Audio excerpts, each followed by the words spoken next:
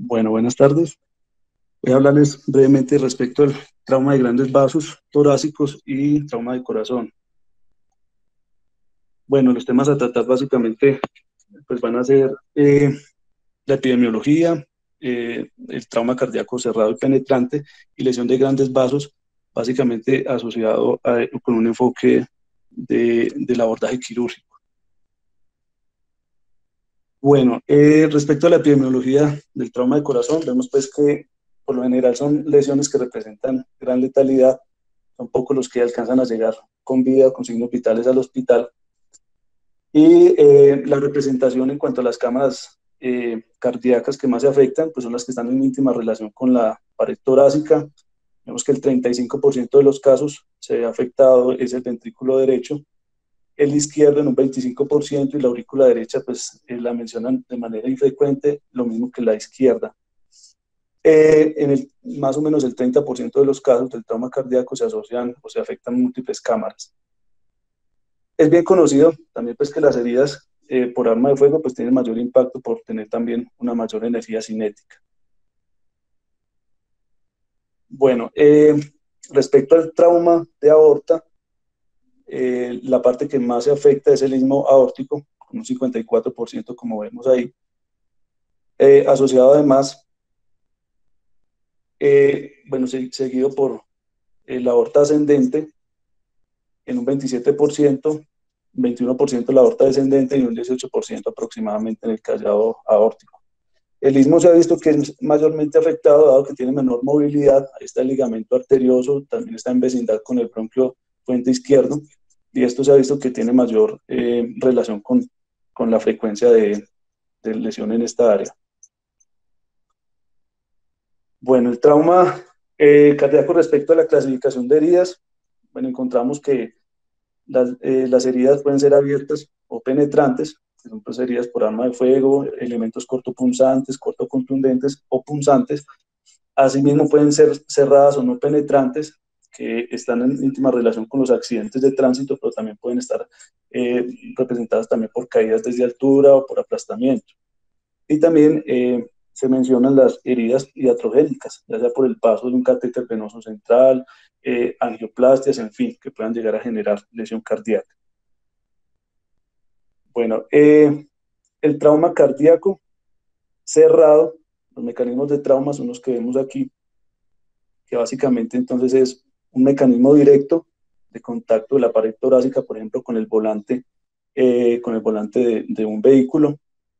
También está dado con un mecanismo de aceleración, desaceleración, como vemos en la gráfica B. Y la unión de múltiples fuerzas, ¿sí? Como es en la gráfica C, que se transmiten hacia la cavidad torácica. Bueno, respecto a la clínica, pues bueno, resulta difícil como tal determinar, hay veces esto es lo complejo en el trauma cardíaco, determinar si los síntomas o signos que tiene el paciente son secundarios al trauma o si están asociados a comorbilidades precedentes. La mayoría pues, de lesiones graves pues, se dan por una ruptura de la cámara cardíaca y pues la muerte es instantánea. Pero bueno, algunos de los síntomas que están descritos respecto a los hallazgos semiológicos es la tríada de Beck, que es un velamiento de los ruidos con una hipotensión y una ingurgitación yugular. El signo de Kussmaul, que es una ingurgitación yugular con la inspiración profunda. Esto está dado porque en la inspiración pues, hay un aumento del volumen que llega al corazón derecho. Por ende, pues esto se transmite a las venas yugulares. Y un pulso paradójico, que es la disminución de 10 milímetros de mercurio asociado pues, con el trauma cardíaco. Las arritmias de difícil manejo, como les decía, pues es difícil hay veces en personas, sobre todo con cardiopatías precedentes, determinar si es asociado al trauma. Bueno, ya la clínica, según el tipo de lesión, pues encontramos entonces una ruptura, que la ruptura miocárdica, pues los que sobreviven van a llegar con una clínica de un taponamiento cardíaco. Sin embargo, cuando se produce una ruptura cardíaca y hay un drenaje hacia la cavidad pleural, pues el paciente no va a mostrar signos de taponamiento cardíaco, sino de un shock hipovolémico asociado a la pérdida de sangre que pasa directamente a la cavidad pleural. Y también puede haber lesiones graves que generen necrosis con una ruptura en las siguientes horas o días, y una ruptura posterior de la pared. También puede darse una lesión septal o valvular, que son lesiones que tienen menos frecuencia, pero también pueden estar representadas o darse en este contexto de trauma cardíaco. Se puede manifestar con signos de una insuficiencia valvular, ¿sí? Con un soplo de reciente aparición, con signos de congestión pulmonar, en fin, dependiendo de la válvula comprometida, pero vemos que en incidencia es más frecuente el trauma en válvula aórtica, seguido por la mitral, seguido por la tricuspidea. O sea que el impacto es mayor cuando hay lesiones en el corazón izquierdo.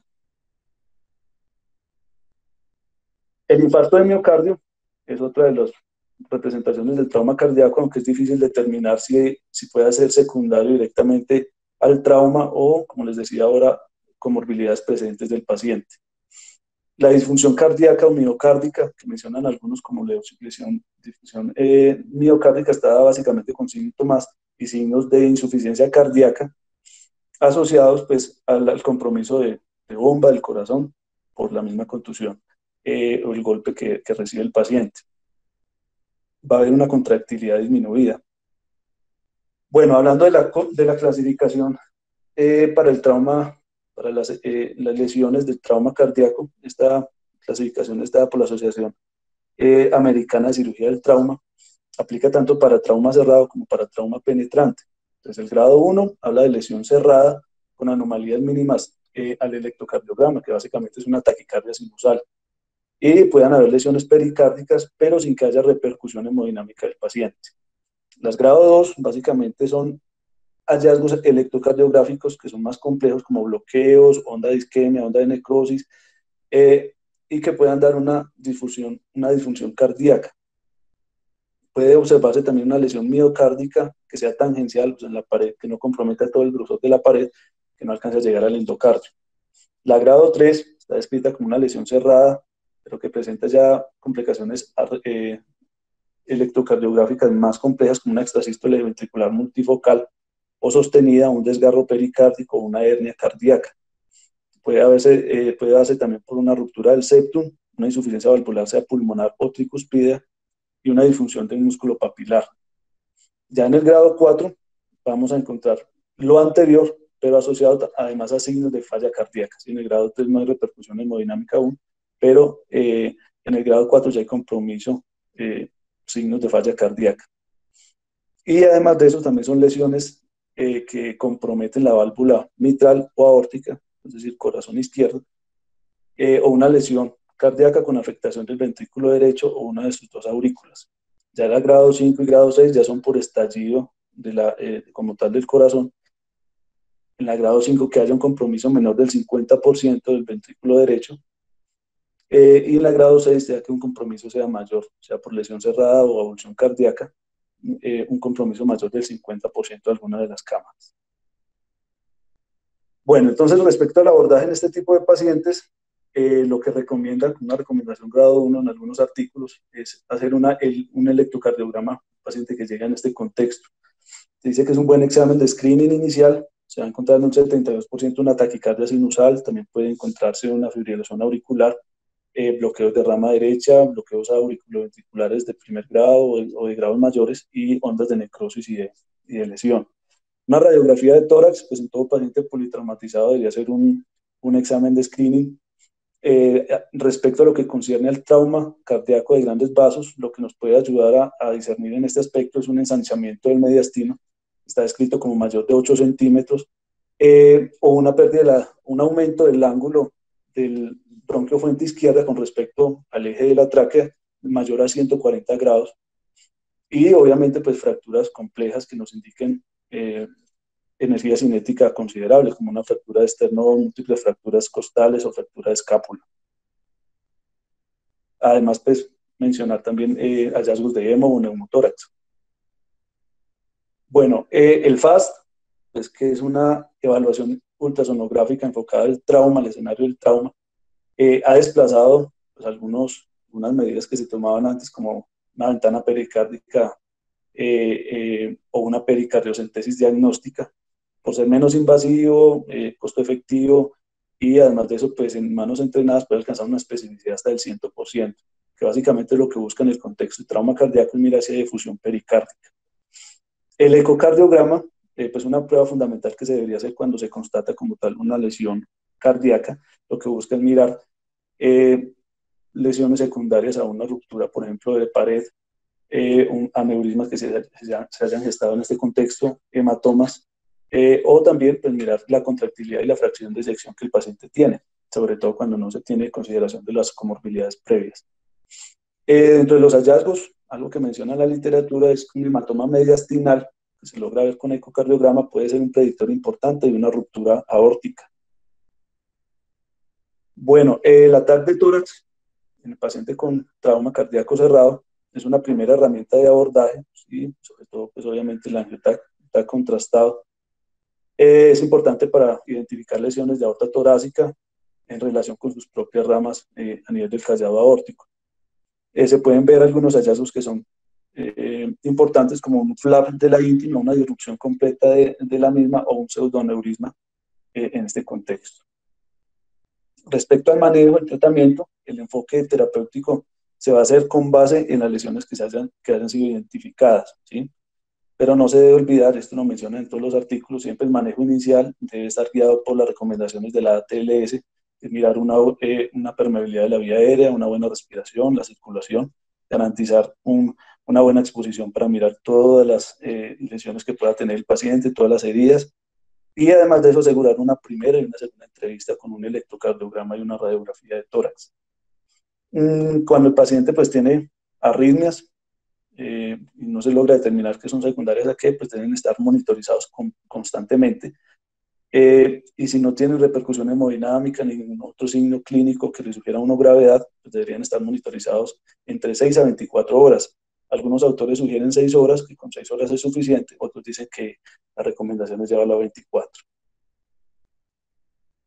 Bueno, en el contexto de un paciente con un taponamiento cardíaco, es una de las presentaciones clínicas más frecuentes asociadas al trauma cerrado de corazón. Lo que buscamos en el manejo es disminuir el volumen de efusión pericárdica. Vemos que el paciente puede desarrollar síntomas desde por encima de 50 cc de sangre en el saco pericárdico, ya pueden tener clínica de un taponamiento cardíaco. En estos pacientes, pues, lo que van a desarrollar es una insuficiencia diastólica, el corazón no puede expandirse completamente y por ende pues, hay una caída en el gasto cardíaco secundario a esto. Bueno, la contusión, ya ahorita vamos a hablar de ese abordaje como tal, cuando veamos el trauma cardíaco penetrante. La contusión cardíaca, pues vemos que es difícil a veces diagnosticarla de entrada, pero por eso estos pacientes, en el contexto de un trauma, de un politrauma, pues deben estar monitorizados. Como les decía, un electro normal en un paciente asintomático podría ser monitorizado por unas horas y ser dado de alta, dicen estos estudios. También hay una recomendación que en pacientes mayores de 60 años que tienen antecedentes de cardiopatías, alteraciones y que además de eso tienen alteraciones en el electrocardiograma y el paciente está inestable, pues deberían ser monitorizados o ser reanimados con inotropía guiados por un Swan-Ganz.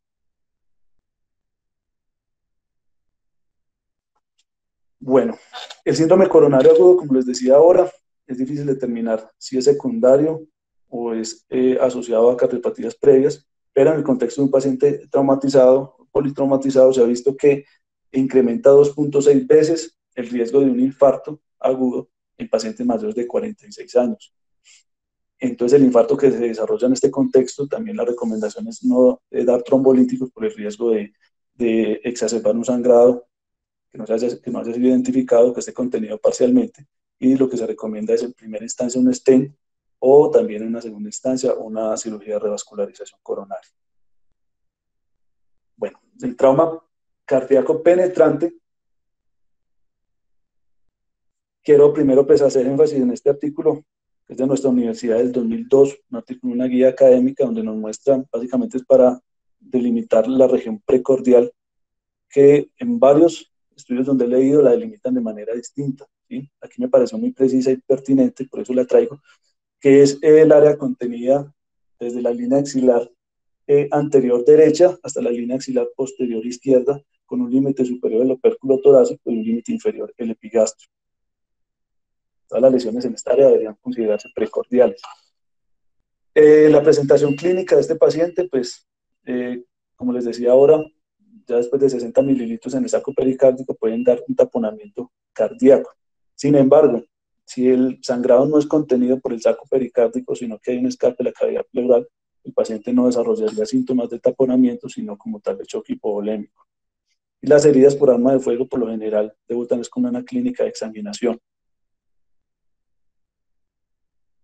Bueno, cuando hay una ruptura pericárdica, ¿sí? La mayoría no sobreviven, hay una herniación como tal del corazón, pero uno de los síntomas que podría ayudarnos a dirigir el manejo, paciente con una hipotensión oscilante, que depende de la posición.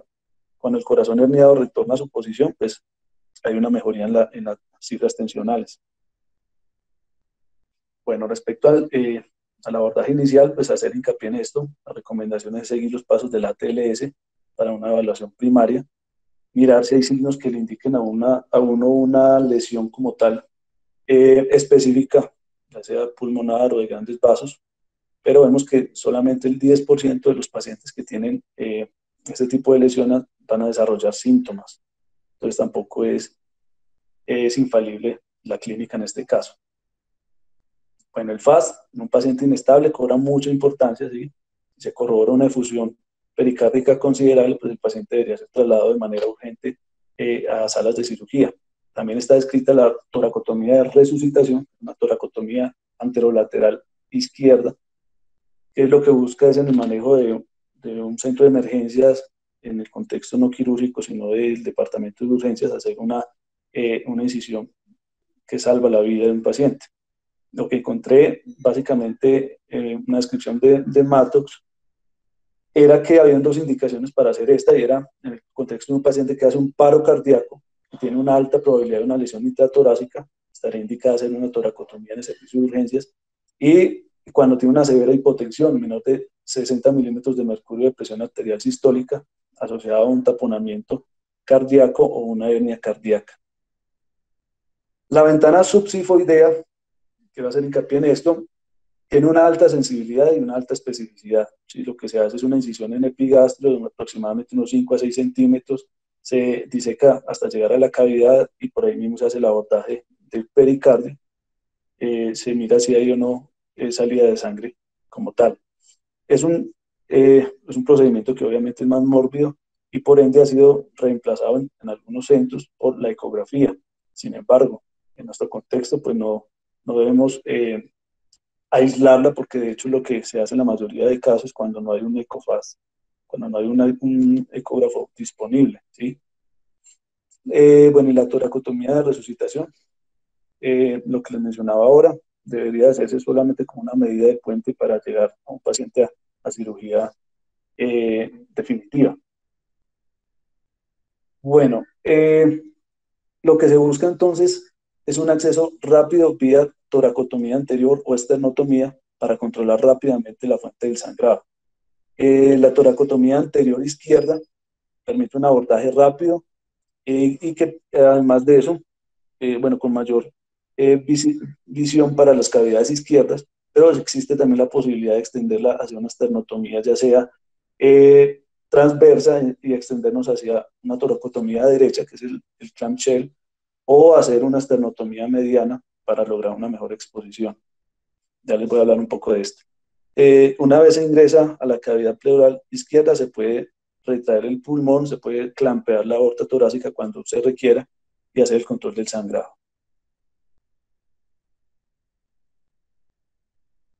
Bueno, aquí una imagen de Mattox, donde básicamente se puede hacer, está descrita en la imagen A, la compresión directa con el dedo. Lo describan así cuando un cirujano inexperto no tiene la pericia para hacer un manejo rápido, porque de hecho hay veces con el paso del tiempo puede producirse una lesión mayor, más sangrante o disecarse más la herida cardíaca, hacer una compresión mientras llega un cirujano experto. La imagen B pues, es poner un clamp vascular, por ejemplo, que se utiliza mucho en cirugía cardiovascular, y sobre esta hacer una rafia de la aurícula, en este caso la aurícula derecha. También en la imagen C, la imagen de abajo, también está descrito el manejo con una sonda Foley, que produce una presión ahí momentánea y sobre esta realizarse como tal la rafia del defecto. Y también están descritos los clamps metálicos para hacer un control directo del sangrado. Cuando hay una lesión cercana a una coronaria, lo que se dice es hacer un punto total o punto en U profundo, cosa de que pueda, de que se disminuya el riesgo de comprometer la circulación coronaria. Bueno, respecto al trauma de grandes vasos torácicos, es importante traer a colación la anatomía. Entonces encontramos aquí varias estructuras. Encontramos la cava superior, que está formada básicamente por el tronco brachiocefálico izquierdo y derecho venosos. A su vez encontramos el callado aórtico, que viene saliendo del ventrículo izquierdo y que cabalga sobre la arteria pulmonar derecha y sobre el bronquio fuente izquierda. Aquí encontramos el vago izquierdo, donde se convierte en el laringeo recurrente del lado izquierdo como tal, y aquí el laringeo recurrente del lado derecho.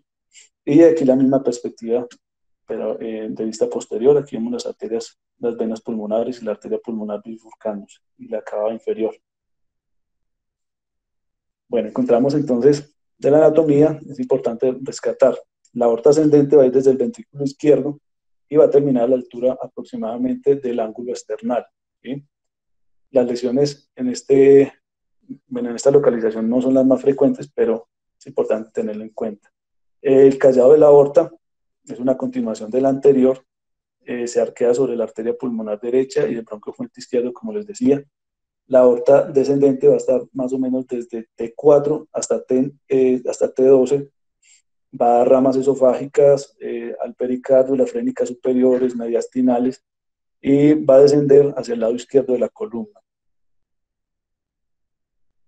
La vena cava superior está conformada, pues, como les decía, por las venas brachiocefálicas derecha e izquierda. Desde el primer cartílago costal hasta el tercero, más o menos, se va a considerar como cava superior, hasta que ingrese como tal en la aurícula derecha. Va a recibir también asimismo el drenaje del mediastino posterior, que está dado por el sistema ácido. Bueno, respecto a esto, mencionarles básicamente que tenemos el sistema ácido, que va a ser como el drenaje posterior del tórax. Esta que es la vena ácigos, que va a recibir el drenaje de la hemiácigos y de la hemiácigos accesoria. En el polo inferior de la ácigos inferior, vamos a tener que va a estar en íntima relación con la cava inferior. La hemiácigos va a estar en relación con la vena renal izquierda.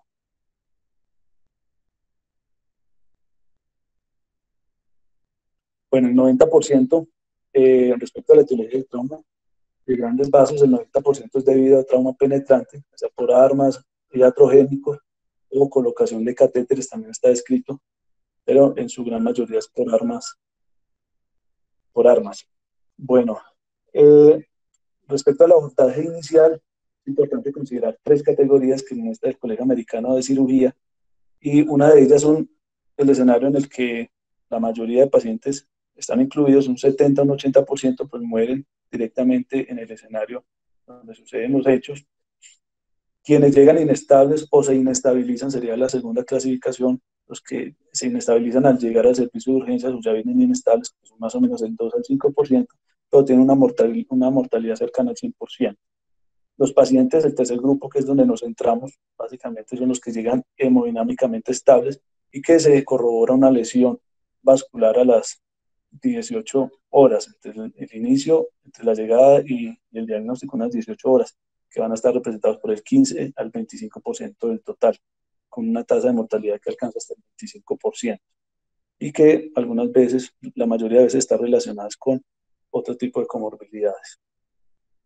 Bueno, es importante resaltar la cinemática del trauma, ¿sí? Cada vez que vemos un paciente con una herida en cualquier área del cuerpo, pero más en este tipo de escenarios, saber qué tipo de armas empleó, si era de carga múltiple o de carga única, si fue herida por arma blanca, qué tipo de arma, tratar de obtener la mayor información posible, porque esto nos puede hacer una imagen mucho más completa de qué podría haberle comprometido al paciente. No es lo mismo una herida con un cuchillo que una herida con un punzón solamente. en fin. Bueno, al examen físico, pues vamos a encontrar también los síntomas que hablábamos ahora, pero aquí unido a esto, además de la hipotensión, una hipotensión que va a ser diferente en ambas extremidades nos pueden hacer pensar en que haya una lesión de grandes vasos. Un hematoma expansivo en el opérculo torácico sería una indicación quirúrgica de urgencia. Un soplo interescapular, una fractura de esternón o un tórax inestable, una fractura de escápula, deben hacer pensar a uno en una lesión de grandes vasos. La radiografía de tórax, como les mencionaba ahora, igual aplica para los grandes vasos. Aquí vemos una radiografía bien representativa donde vemos un ensanchamiento del mediastino que nos puede hacer pensar en que haya una lesión de grandes vasos. Bueno, el tubo de toracostomía, pues la indicación es clínica, aunque también cuando se alcanza a hacer una radiografía de tórax, nos puede señalar la presencia de un hemo o un neumotórax. La toracotomía de resucitación, como les decía, lo que busca es detener rápidamente el sangrado y en el contexto del trauma de grandes vasos, lo que busca es hacer un control como, mientras se puede llevar al paciente a una cirugía definitiva, es decir, clampear algún vaso que esté sangrando, empaquetar al paciente o realizar el twisting de 180 grados cuando hay un compromiso de algún vaso pulmonar que puede ayudar a hacer una medida como de contención mientras se lleva a un manejo definitivo del paciente. Bueno, en trauma cerrado de aorta, el manejo no quirúrgico se plantearía en casos de pobre reserva fisiológica, es decir, se ha descrito en varios estudios no llevar al paciente directamente a cirugía cuando llega, sino posponerla hasta 24 horas, en casos de que el paciente tenga una lesión que sea mucho más relevante para su compromiso fisiológico, por ejemplo, una sepsis o un TEC severo, ¿sí? Donde se va a beneficiar más el paciente de manejar primero esas comorbilidades y cuando haya una reserva fisiológica más adecuado llevar al paciente el manejo por parte nuestra. Bueno, se debe tener consideración en controlar primero el sangrado independiente de su fuente. Aquí obviamente estamos hablando de trauma de grandes vasos y de corazón, pero vemos de que el paciente es un todo, ¿sí? Por eso la recomendación de la tele es hacer secuenciar su valoración y siempre que sea pertinente un sangrado que sea más evidente, se debe controlar. Todo paciente que llega en el contexto de un trauma se debe considerar de que su hipotensión o su inestabilidad hemodinámica es secundaria a sangrado, antes que pensar, por ejemplo, en que haya una falla de bomba. Entonces el paciente debería ser reanimado de manera correcta, activar el código de transfusión masiva cuando es el caso. Y, por ejemplo, cuando se puede estabilizar una fractura de huesos largos o una fractura pélvica o se puede hacer una embolización de algún sangrado pélvico, debería hacerse. Bueno, se debería considerar la cirugía de entrada cuando el paciente llegue inestable, ¿sí? Y hay una alta sospecha de que sea una lesión una lesión mediastínica, cuando hay un hematoma expansivo evidente en el opérculo, o cuando se hace un angiotac y hay una extravasación de medio de contraste en un paciente que permanece con una cirrosis permanente.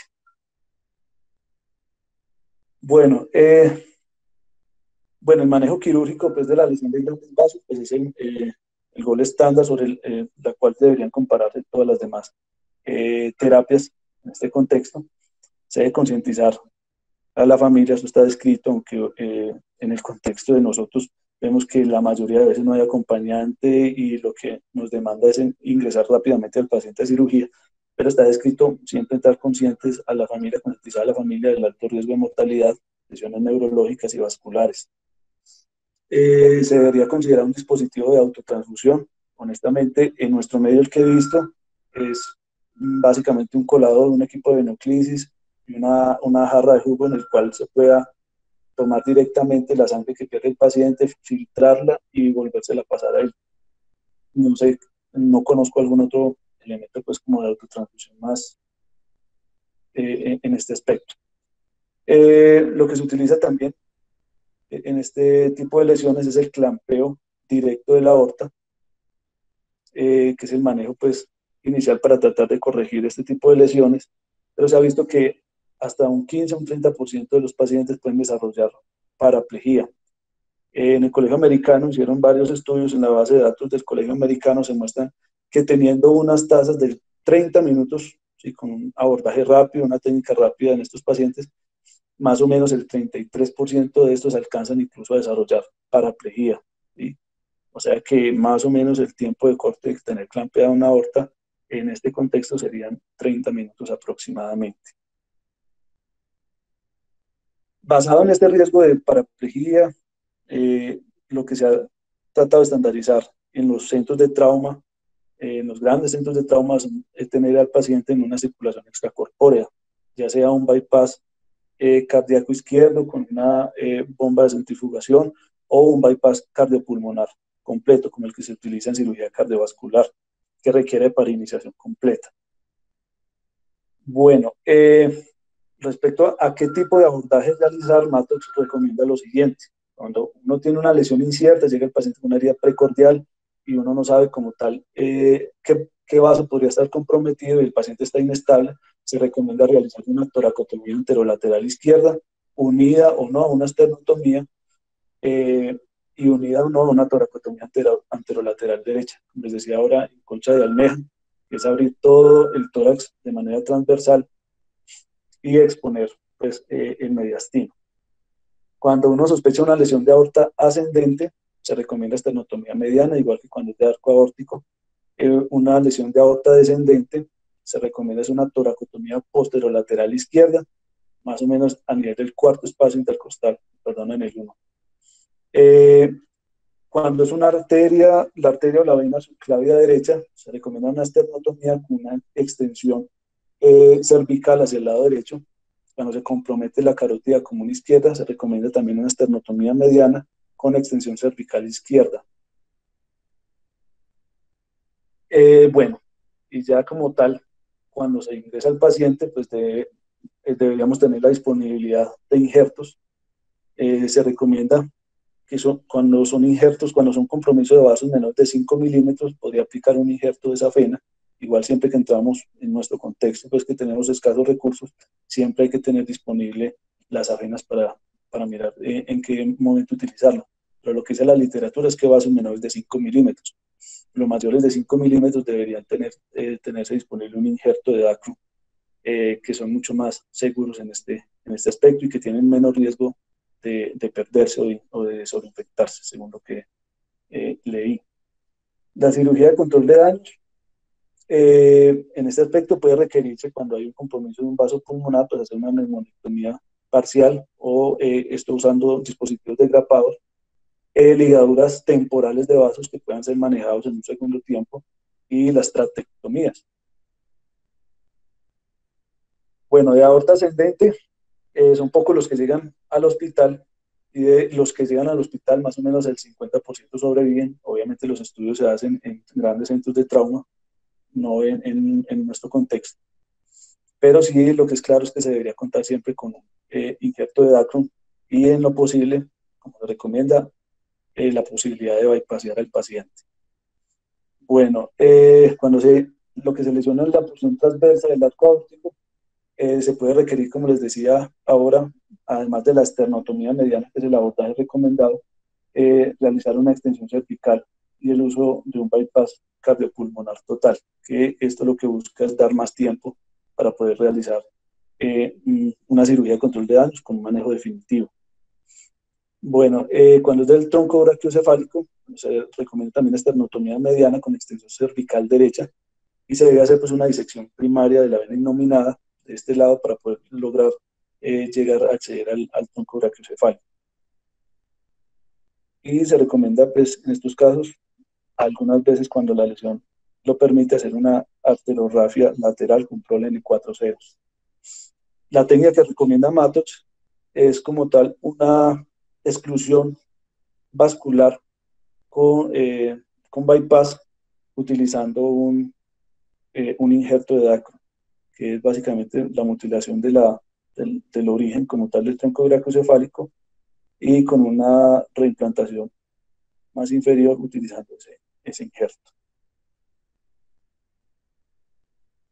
Bueno, pues en la aorta descendente, que es donde la mayoría de lesiones de aorta están presentes, es en el istmo, como vemos la imagen aquí en este aortograma, ahí en esa porción es donde más se lesiona. Lo que se hace tradicionalmente es un clampeo de aorta y una reconstrucción directa del defecto.